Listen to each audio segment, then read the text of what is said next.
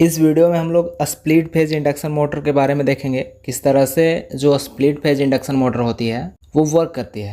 Split phase induction motor एक type की single phase induction motor होती है जिसका यूज इलेक्ट्रिकल एनर्जी को मैकेनिकल एनर्जी में कन्वर्ट करने के लिए किया जाता है। स्प्लिट फेज इंडक्शन मोटर को रेजिस्टेंस स्टार्ट मोटर भी बोला जाता है। इसमें सिंगल केज रोटर का यूज किया जाता है एंड स्टेटर पर दो टाइप का वाइंडिंग प्लेस्ड रहता है, main winding and starting winding. Main winding को running winding and starting winding को ऑक्सिलरी वाइंडिंग भी बोला जाता है। इस डायग्राम के हेल्प से स्प्लिट फेज इंडक्शन मोटर के वर्किंग को समझेंगे। इसमें दो टाइप का वाइंडिंग स्टेटर पर प्लेस्ड रहता है, that is main winding and starting winding. Main winding में रेजिस्टेंस लो रहता है एंड इंडक्टिव रिएक्टेंस जो है वो हाई रहता है, एंड स्टार्टिंग वाइंडिंग में रेजिस्टेंस हाई रहता है एंड इंडक्टिव रिएक्टेंस जो है वो लो रहता है। यहाँ पर सेंट्रीफ्यूगल स्विच है, इसके हेल्प से स्टार्टिंग वाइंडिंग को हम लोग डिस्कनेक्ट करते हैं। स्टार्टिंग वाइंडिंग को हम लोग सर्किट से डिस्कनेक्ट कब करते हैं वर्किंग में समझेंगे। Main winding and starting winding दोनों एक दूसरे से 90 डिग्री इन स्पेस डिस्प्लेस्ड रहता है।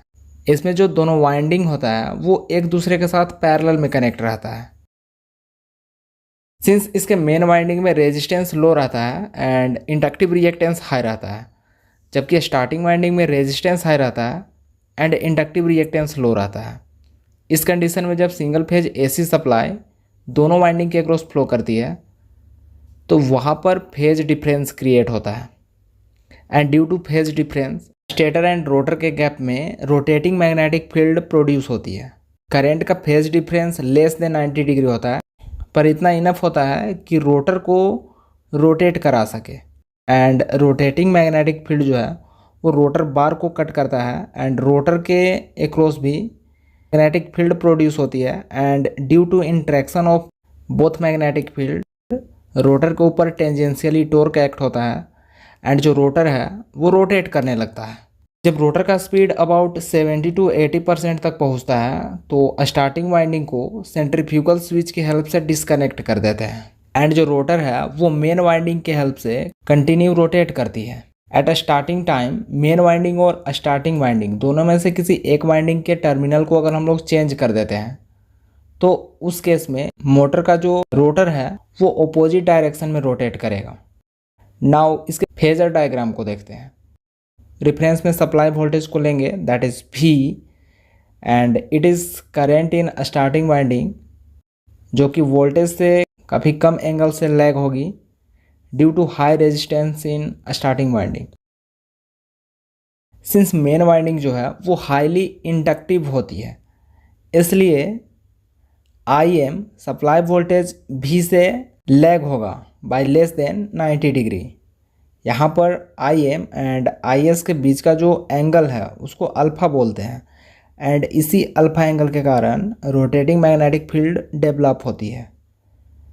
And total value of current I इसको फाइंड करने के लिए IM that is current in main winding and IS that is current in starting winding दोनों का फेजर एडिशन करेंगे। So total current will be I, and इस I current के कारण जो फ्लक्स डेवलप होती है वो रोटेटिंग नेचर की होती है, एंड रोटर को कट करने से रोटर के ऊपर टेंजेंशियली टॉर्क एक्ट होता है एंड जो रोटर है वो रोटेट करता है। This is torque speed characteristics of a split phase induction motor. Main and starting winding दोनों से जब करंट फ्लो करती है उस टाइम टॉर्क स्पीड का ग्राफ इस तरह बनता है, and at point N0 motor about 80% speed को अचीव कर लेता है। उस टाइम स्टार्टिंग वाइंडिंग को सेंट्रीफ्यूगल स्विच की हेल्प से डिस्कनेक्ट कर देते हैं।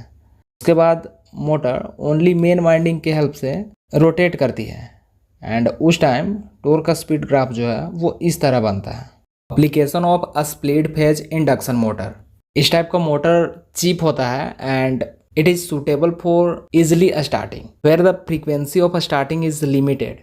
इस टाइप के मोटर का यूज ड्राइव्स में नहीं किया जाता है क्योंकि इसका स्टार्टिंग टॉर्क जो है वो काफ़ी कम होता है, but it has various applications like a split phase induction motor का यूज वॉशिंग मशीन में किया जाता है, इसका यूज एयर कंडीशनिंग फैंस में किया जाता है, इसका यूज ग्राइंडर्स, एंड ब्लोवर्स में किया जाता है। स्प्लिट फेज इंडक्शन मोटर जो है इसका यूज सेंट्रीफ्यूगल पंप्स में किया जाता है। इस टाइप की मोटर का use drilling and lathe machine में भी किया जाता है। स्प्लिट फेज इंडक्शन मोटर का use AC fans, drill pressure, floor polishers and mixer में किया जाता है। It is used in heating blowers with belt driven and conveyors with teeny belt drive. This motor is used where the distribution of three phase is not required. Advantages of a split phase induction motor. इस type का motor economical होता है and इसमें अगर कोई wear and tear होता है इसके कोई भी पार्ट में तो उसको हम लोग रिप्लेस कर सकते हैं easily. Split phase induction motor जो होती है वो डिफरेंट फ्रेम साइजेज में अवेलेबल होती है। मोस्ट ऑफ द मशीन्स में इजीली प्लेस्ड होती है के मोटर की प्राइस जो है वो लो होती है। Also there are some disadvantages like split phase induction motor का स्टार्टिंग टॉर्क काफ़ी कम होता है। Disadvantage of this motor is power output and efficiency as compared to a 3 phase motor. These are used where high starting torque is mandatory like an air compressors. These are suitable for the loads which start easily such as fans, grinding, wheels, etc. जब हम लोग induction Motors के बारे में पढ़ते हैं तो एक टर्म आता है electrical losses. So there are different types of electrical loss like eddy current loss actually में होता क्या है उसका बेसिक हम लोग देखते हैं। तो जब कभी भी एसी करंट किसी कंडक्टर को कट करती है तो उस कंडक्टर में सेल्फ ईएमएफ इंड्यूस होता है एंड उस ईएमएफ के कारण उसमें एक करंट सर्कुलेट करती है जिसको एडी करंट बोलते हैं। जब सर्किट में उस करंट की कोई यूजफुल वर्क नहीं होती है तो जो एडी करंट है वो हीट के फॉर्म में वेस्ट होती है और कन्वर्ट होती है जिसको हम लोग एज अ लॉस कंसीडर करते हैं। एडी करंट लॉस को रिड्यूस करने के लिए रोटर एंड स्टेटर कोर में लेमिनेशन प्रोवाइड करते हैं। एडी करंट लॉस को पीई से डिनोट करते हैं and P E is equal to K E B square M F square T square V, where P is the eddy current loss, B M is the maximum flux density, F is the frequency of supply, T is the thickness of lamination, V is the volume of material and K is the eddy current constant. तो इस तरह से कोई भी topic को अगर आप easy way में समझना चाहते हैं तो चैनल को सब्सक्राइब कर लें और बेल आइकन को भी प्रेस कर लें ताकि वीडियोज आप तक पहुंच सकें।